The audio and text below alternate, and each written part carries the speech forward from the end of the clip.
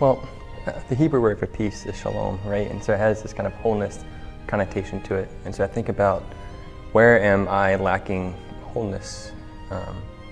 And so that has led me to some interesting places at times, whether that's doing prison ministry back in college or doing hospital stuff, being with folks who are experiencing illness and sickness in those spaces, which, if you're not doing this kind of work, can often feel kind of out of sight, out of mind in some ways.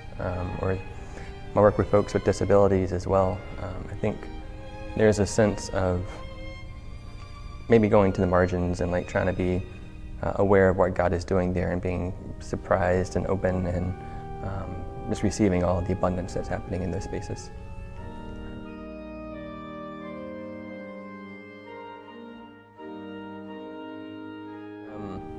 So my natural way of being is very like thought heavy in some ways and not so much feeling. And so there's not like a great like, here's a song or here's a smell or an experience that really kind of gets to me. But I think like, the story of the incarnation of God being with us itself is very peace evoking. I think there's a sense, I guess for a lot of Christians, we kind of think about salvation as like crucifixion and resurrection of Jesus. And there's reason for that. But I think that the incarnation is just a saving for us. There are a couple different expressions of that. I think for me, there might be a sense of, there are times where it may be tempting to feel insecure or like inadequate or deficient, not good enough, not worthy, whatever. And so that's like one voice that's there.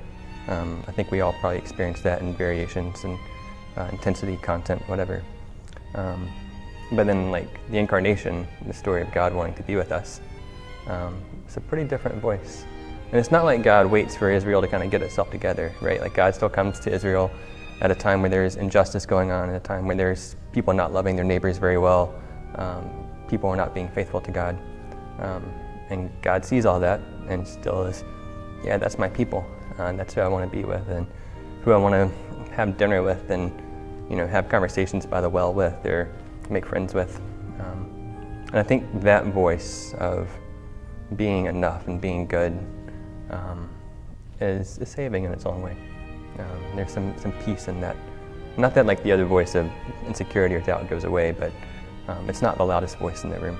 And it's not the one that I guess like speaks to my truest self in that sense.